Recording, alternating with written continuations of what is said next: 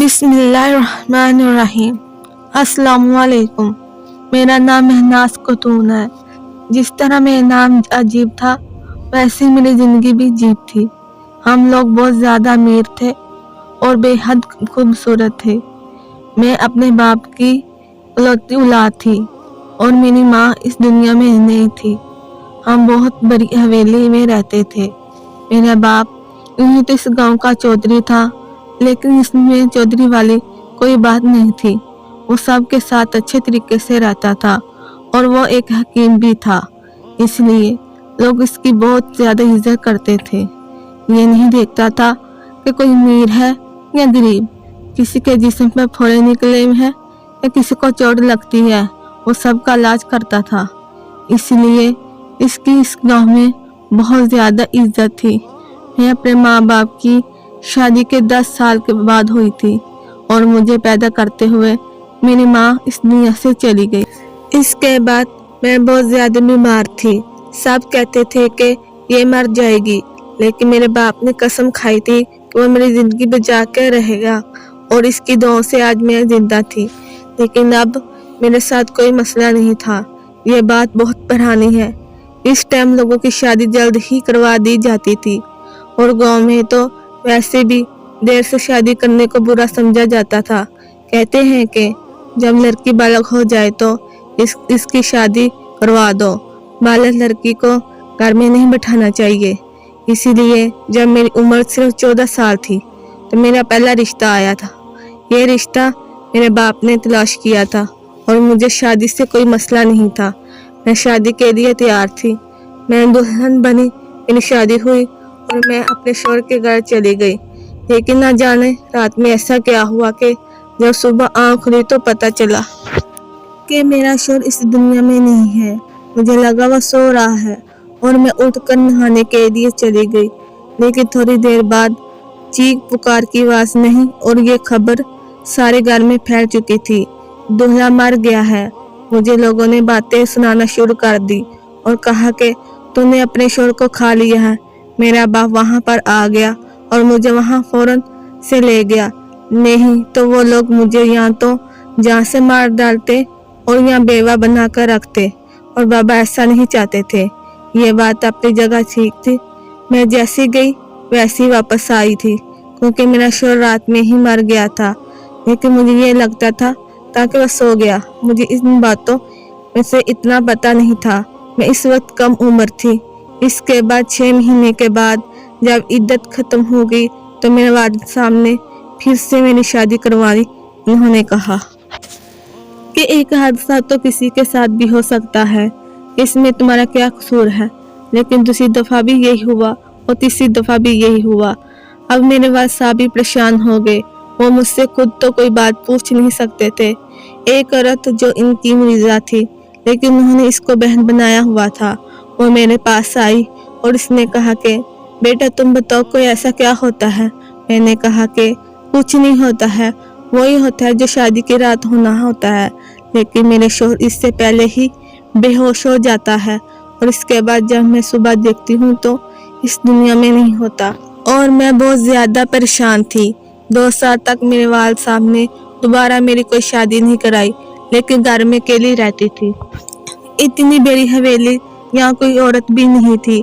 अब तो कोई कवारी लड़की मुझसे दोस्ती भी नहीं करती थी कि इसकी नसीहत का साया हम पे ही ना पड़ जाए। इसलिए मैं बहुत परेशान रहती थी।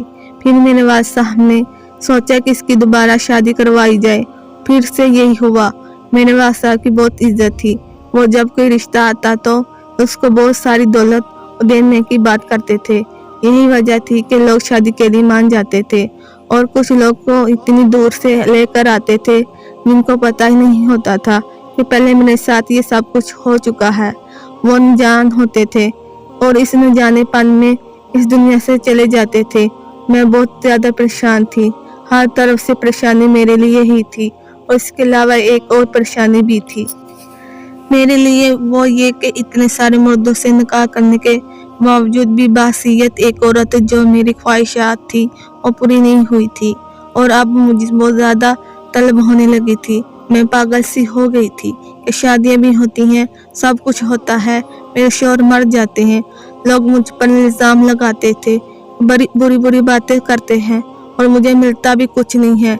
मेरे वालिद साहब बहुत जिद्दी इंसान थे। उन्होंने शायद किस्मत के साथ साथ जिद लगा ली थी और मेरी किस्मत ने इनके साथ जिद लगा ली थी कि जो वो चाहते हैं थे वो नहीं हो पा रहा था।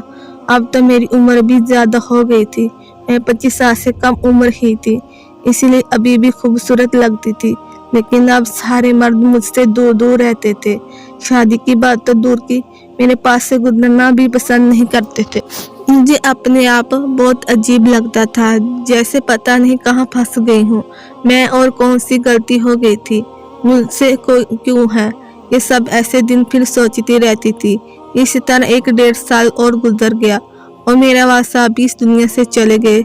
जाते जाते उन्होंने फिर मेरी किसी से शादी करने की कोशिश की, लेकिन फिर वही हुआ जो पहले होता था और इसी तरह मैंने 11 मर्दों की जान ले ली।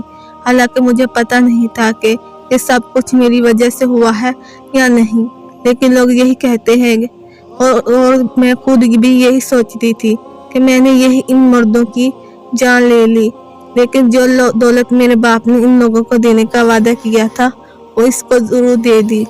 और अब हम लोग इतने अमीर नहीं रहे थे, हवेली में रहते थे तो लोग यही सोचते थे कि हवेली वाले हैं तो बहुत अमीर होंगे, और सच तो ये था कि अब एक हवेली के 2-4 गाड़ियां अलावा थोड़ी सी जमीन थी और बस इतने पैसे थे कि मेरा गुजारा हो जाता था।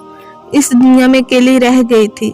हमारे घर में अब सिर्फ एक नौकरानी थी जो मेरा ख्याल रखती थी और एक और नौकर जो 2 लोगों का खाना बनाता था। सारी हवेली को अकेला हिसाब करता था।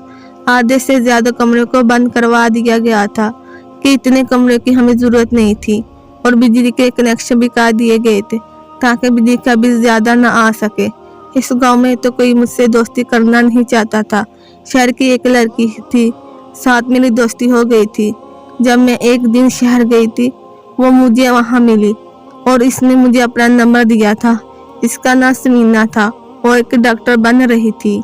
इसके साथ मेरी बातचीत थी, लेकिन मैंने उसे अपने साथ होने वाली इस हरकत के बारे में नहीं बताया था कि कहीं वो मुझे कोई डहन या चिड़ै समझकर उससे बात करना छोड़ ना दे।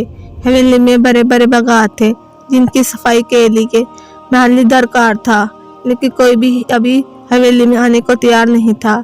ये तो इस बुरी औरत का बेटा ही था जो इस घर में काम करता था, और वह बुरी औरत हमारे खानदान में वफादार थी, इसलिए यहाँ पर रहती थी, वरना यहाँ तो कोई नौकरी भी नहीं करना चाहता था। मर्द तो बिल्कुल भी नहीं आते थे, लेकिन औरत के बस का काम नहीं था कि वो इतने सारे बड़े बड़े बागों की सफाई करे जहाँ मेरे बाप ने वो सारी जड़ी बूटियां लगा रखी थी। अब वो सारी जड़ी बूटियां भी खराब हो रही थी, क्योंकि मुझे इस सारी चीजों की इतनी समझ नहीं थी। मैं क्या कर सकती थी। इनका वो दिन भी दिन खराब होने लगी। तब एक बुरे आदमी आया और इसने कहा कि वो माली की नौकरी करना चाहता है, लेकिन वो शक्ल सूरत और बात करने के अंदाज से बिल्कुल भी माली नहीं लगता था। खैर हमें जरूरत थी इसलिए हमने उसे रख लिया, और उसका कहना था कि वो जड़ी बूटियों का ख्याल करेगा, बाकी काम आस्ता आस्ता कर लिया करेगा। हमने कहा था ठीक है, कोई मसला नहीं है, जैसे इसको आसानी हो। वो शख्स इतना बुरा नहीं था। इसकी उम्र शायद 55 साल हो गई, लेकिन शक्ल से शरीफ इंसान लगता था। इन जड़ी बूटियों का ख्याल रहता था, इसकी हिफाजत करता था। चंद ही दिन में इसने मेरे बाबा का जरा हुआ बाग फिर से बसा लिया, और जो जड़ी बूटियां सूख गई थी उनको भी इसने संभाल कर अपने पास रख लिया। नौकरों को मिला जुलकर 4 ही तो लोग थे इस हवेली में, इसलिए सारे एक ही जगह पर बैठकर खाना खाते थे।